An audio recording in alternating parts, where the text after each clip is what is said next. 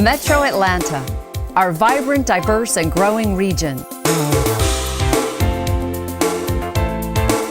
Home to the world's busiest airport, major corporate headquarters, livable communities, and much more. Atlanta's a player on the world stage. It's a region on the move. Welcome to Metro Atlanta, the shape of things to come, showcasing the future of this dynamic region. Thanks for joining me for this episode of Metro Atlanta, the shape of things to come, brought to you by the Atlanta Regional Commission, Metro Atlanta's regional planning agency.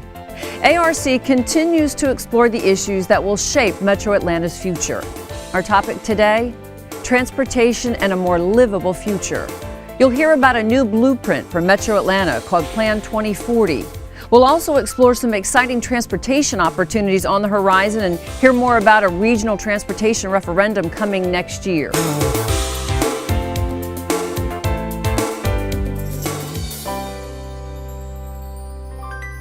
What will our Atlanta region be like in the year 2040? How will we live, travel, work, and play? The Atlanta Regional Commission is giving us a sneak peek into that future and how it might be shaped by a new long-range regional plan called Plan 2040.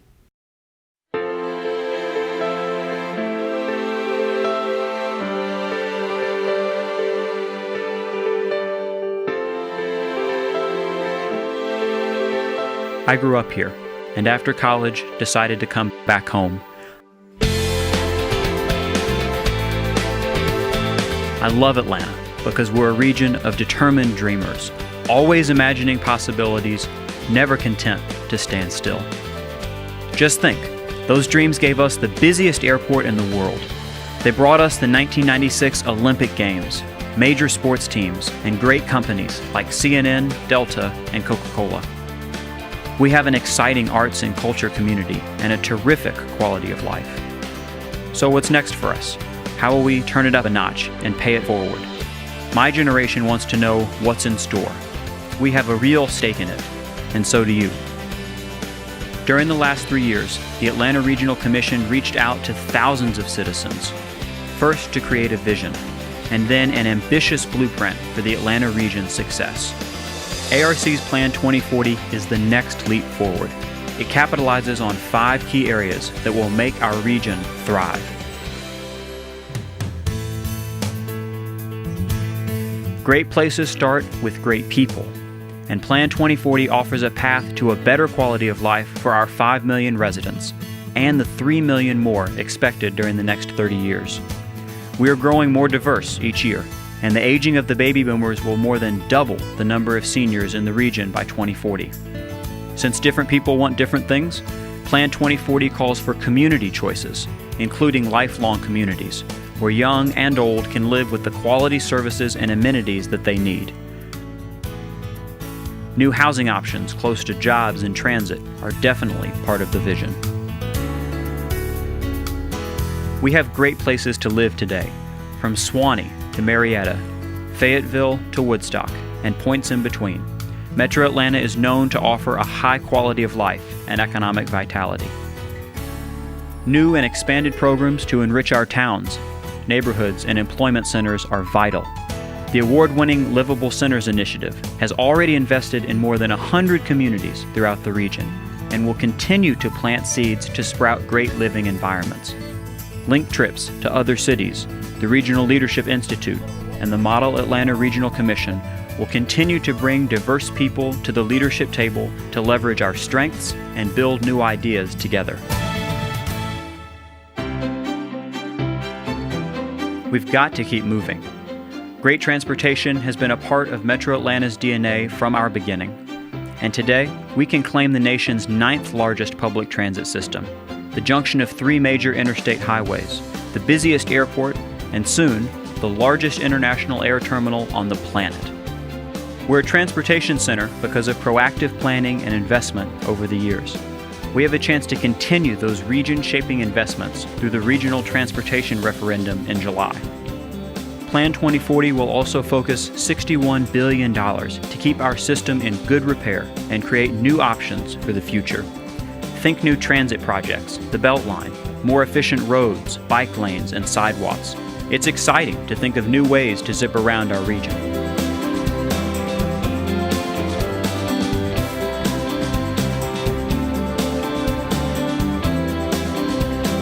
Have you ever noticed how green our city is from the air? Parks, paths, and green spaces breathe life into our communities. Plan 2040 promotes the continued greening of Metro Atlanta, our Emerald City. It includes strategies to protect our natural, cultural, and historic resources for generations to come.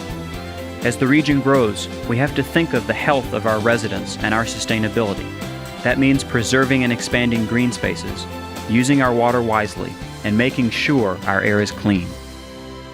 It's really fundamental.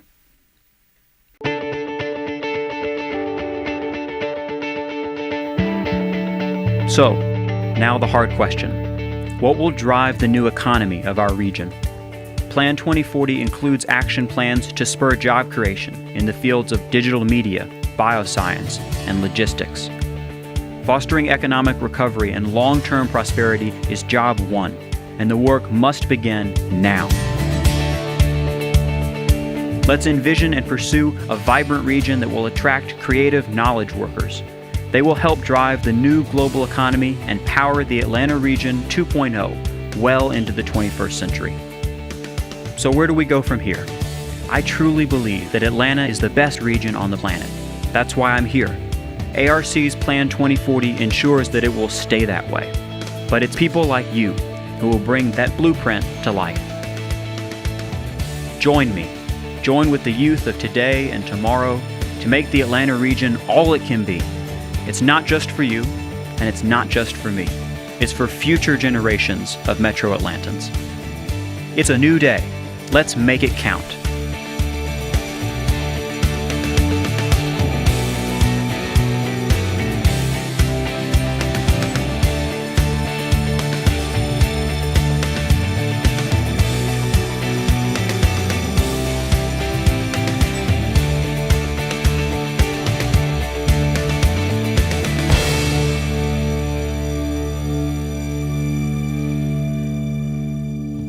I am so pleased to have with me in the studio today Tad Leithead, Chairman of the Atlanta Regional Commission, and ARC's Chief of Transportation Planning, Jane Hayes, to talk to me about this sweeping new initiative, Plan 2040. Thank you both for being here. I appreciate your time on the show. Tad, let me start with you. I know that generally plans for metro regions are very important, but why is Plan 2040 so important for the Atlanta region? Well, I think it's particularly important right now for Atlanta because we're really at a crossroads. We've experienced massive growth basically since World War II. We built an extraordinary transportation system, but now Atlanta's experiencing growing pains. And we've gone from a metro region made up of 10 individual counties that plan for themselves to really having to have a regional plan that puts together all of our transportation initiatives, our water initiatives, and other issues that we deal with at the Atlanta Regional Commission to really have a long-term view of what Atlanta should look like going into the future. We're going to grow from 5.5 million people to north of 8 million people over the next 30 years, and planning for that growth in a strategic way that allows transportation choices for people, that protects quality of life, is vital to Atlanta being as successful for the next 30 years as it has been for the last 30 years. How do you go about putting together such a plan, Jane? Well, it is a multi-year process. This plan has taken us 3.5 years to develop. We start with hearing from the public what they would like to see. We talk to elected officials throughout the region, and ultimately we reach a consensus. And one of the important points of Plan 2040 is that it represents the consensus of regional elected officials and provides the guidebook, the blueprint for the future. What are some of the key components or objectives in the plan? Well, one is choice. Atlanta for a long time has been mostly reliant on the single occupancy vehicle. And with our rapidly aging population, and frankly with a new generation of young people moving into our region, a lot of these people are not interested in driving around in the single occupancy vehicle. So providing a wide variety of choices, anything from rail transit, light rail transit, to pedestrian walkways and bicycle paths. We have to provide a wide range of choices because of the eclectic mix of people who are going to occupy our region going forward. And having a plan for that, providing more transportation choices is vital to a long-range plan. Secondly, we've got to connect our transportation planning to where we anticipate the density to be.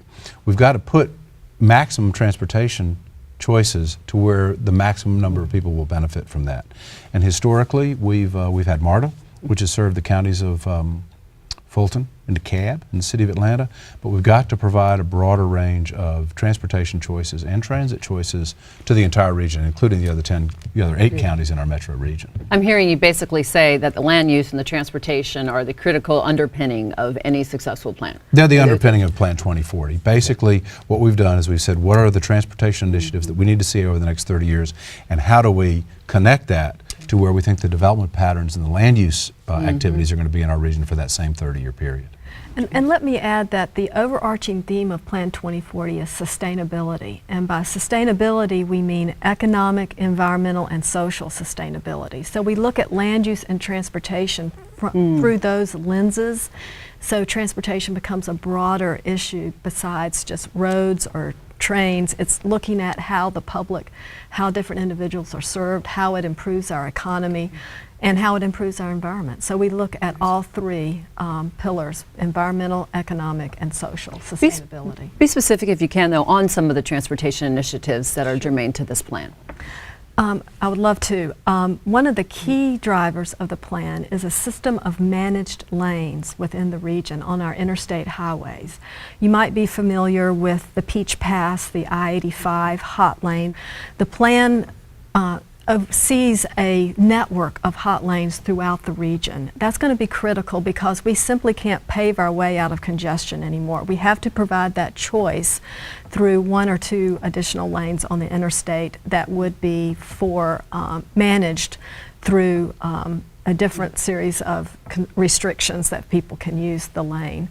Another is our Livable Centers initiative that began 10 years ago. We're continuing that throughout the plan time period. It's been very popular. We continue to focus on how to improve our activity centers and our town centers throughout the region. Lifelong Communities is another program that we are also advocating in the plan. How people can live in the same community as they age and be able to get around to the doctor and to the stores. Some key programs are also critical in our plan. Some safety programs, safe routes to transit, safe routes As in to safe school. walking routes? That's right, Okay. that's right. Trying to provide that pedestrian access to transit and to inside and within activity centers. Freight program is also a key element of our plan. How the trucks get around, and with the additional 3 million people in the region. Let me dovetail, if we can, the Transportation Investment Act, a referendum that voters will go to the polls and vote on next year, and Plan 2040. How do they mesh? Well, essentially, Plan 2040 is a 30-year plan from now until calendar year 2040 that takes the anticipated federal revenue for transportation, which I believe, Jane, is about $60 billion, is it not? And we set forth a 30-year plan for investing that $60 billion with an RTP, the Regional Transportation Program, which is the 30-year plan, and then a short-term plan, the TIP, which is about a $7 billion plan, $7.5 billion. In July of 2012, we'll vote on the Transportation Investment Act, which is a 10-year locally generated, regionally generated tax that would add another $7.1 billion to the total investment we can make in transportation over that 10-year period. So it has the effect between 2012 and 2022 of almost doubling, about 70%, increasing by 70%, the amount that we can invest in projects that are already included in Plan 2040, and then because of the local funding, we can add additional projects to Plan 2040 during that 30-year period. Okay, so kind of okay. It accelerates projects that we've already planned for, but we can build them sooner because of dramatically increased availability of funds based on the local sales tax. How are you going to measure the success of Plan 2040? Well, one is mobility. We need to reduce commute times. Not only commutes to work, but people getting home to go to their kids' baseball game, or people doing a shopping trip on Saturday. And we'll measure from this point in this county to this point in this county right now at peak time takes X number of minutes, and then we'll measure 5 years from now after we've made improvements, how have we reduced that Are you optimistic that the plan will be effective and provide what you hope it will do? The plan is going to be effective for one simple reason. We are going to monitor how effective it's going to be. We're going to create an implementation system. We're going to report every year how well we're doing until we do another update, which is in 4 years. We will look at how projects are being delivered. We will look at how local land use decisions are being made. We will also survey folks. We will see how the general public, what they perceive as working and not working. We're going to create good, hard data to show how the plan is being implemented, and we're going to monitor that. How is Plan 2040 going to help the daily lives of residents here in Atlanta, and why does it matter? Well, right now, the citizens of this region, their lives really revolve around traffic. When you wake up in the morning, the first thing you do is listen to the traffic reports to figure out the best way to get to work. If your son or daughter has a recital or a baseball game after work, you think about what time do I need to leave work in order to make sure that I make it. We spend an awful lot of time in this region thinking about how traffic is going to impact our daily lives. Through the Plan 2040 investment and the corresponding investment through the Transportation Investment Act, we plan at the ARC with our planning partners and the other transportation planning agencies in this region to eliminate people's concerns with traffic. One, by making traffic flow more effectively, but secondly, by giving them choices. For instance, if I'm worried about getting to the Braves game by car, if I can go out and get on MARTA and ride it directly to the Braves game, then that becomes a choice for me and I can pick between the two. And if everyone else is picking between the two, then everything is going to move more effectively. So by putting together a truly regional transit solution that provides choice to most if not all of our residents, then we're going to improve people's quality of life and we're going to make them less dependent moment by moment on traffic patterns throughout the region. That's going to make it better to live in Atlanta. It's going to improve quality of life, and it's going to continue what's made Atlanta great, which is that people love to live here because it's such a great city. Excellent. Thank you both. I appreciate your time on the show. Pleasure to have you. Thank you, Susan. Residents of the metro region will have a chance to accelerate transportation improvements by voting on a regional transportation referendum on July 31st. Let's take a look at what's at stake. A balanced mix of projects will go before voters, one that combines roads and transit, safety and pedestrian, as well as projects to keep our current system in good condition. It's going to have the effect of improving traffic, getting people out of their cars, helping the environment, getting people home to their families quicker. But it's also going to have a job-creating effect. The penny sales tax referendum has the potential to generate billions of dollars over 10 years, with an economic impact greater than the 1996 Olympic Games.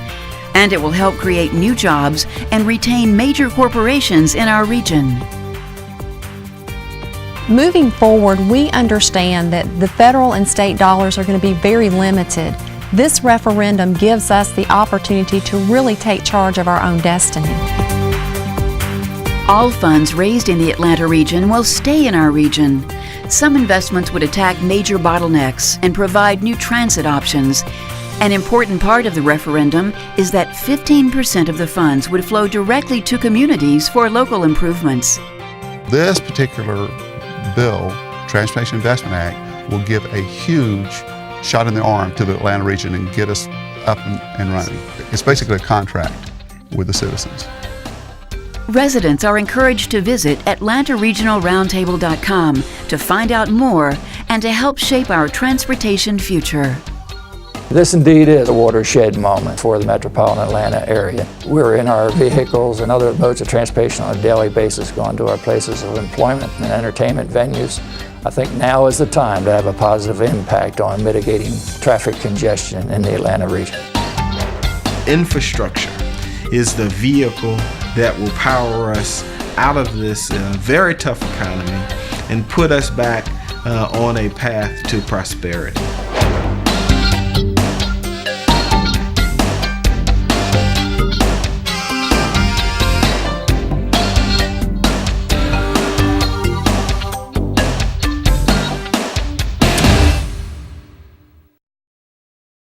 I'm very pleased to welcome to the show today Norcross Mayor Bucky Johnson, who is also chairman of the Atlanta Regional Transportation Roundtable, and Henry County Commission Chair B.J. Mathis, who also serves on the Roundtable and its executive committee. Thank you both for being here. I appreciate your time on the show. Bucky, I'll start with you. What is the Transportation Investment Act?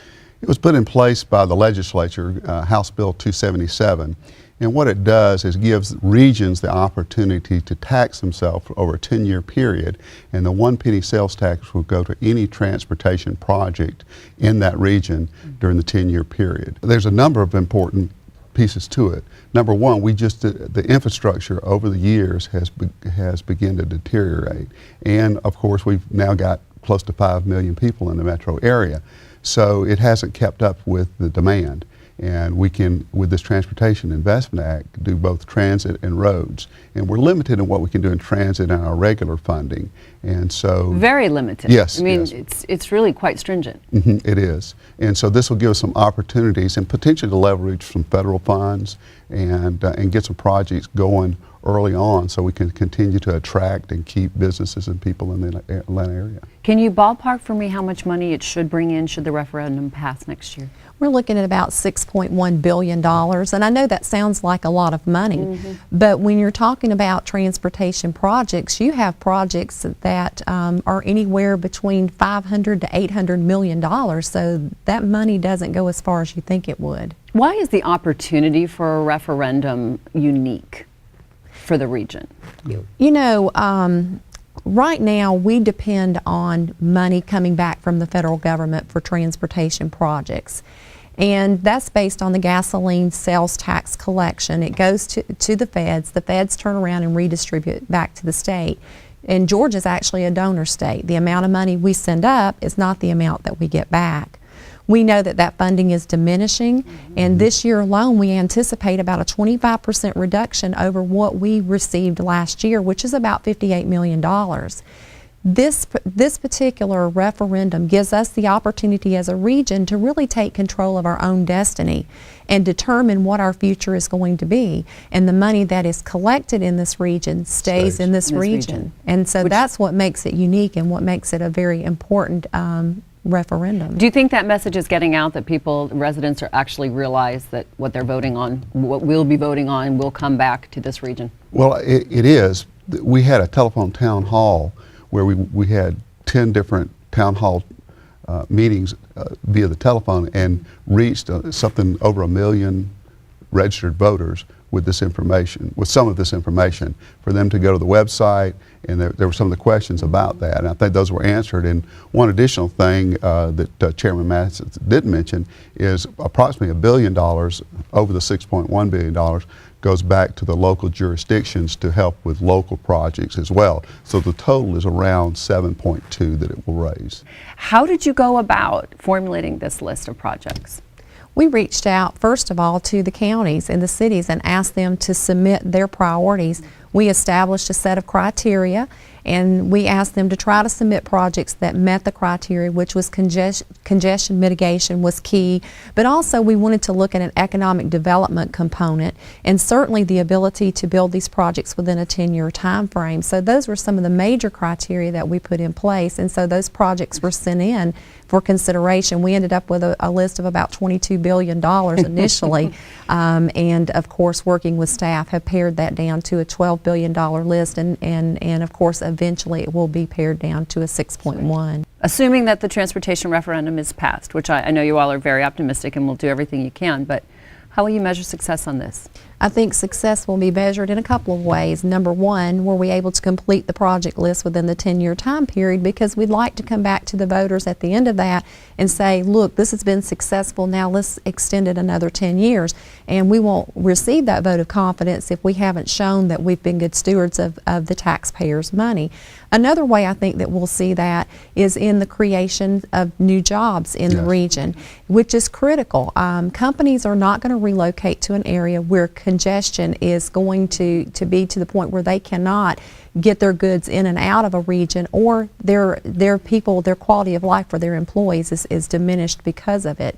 And so I think that's also going to be a strong measure of the success of this program. And there'll be a citizen oversight committee that will actually follow the process of this money to be sure it's spent where we said it was going to be spent and the way it's going to be spent. How quickly can you get started on projects if the referendum is approved? 2013 is when the tax begins to be levied, and it's a 1 cent sales tax over a 10-year period. What are the benefits to the residents that are watching that I Yes. know you need?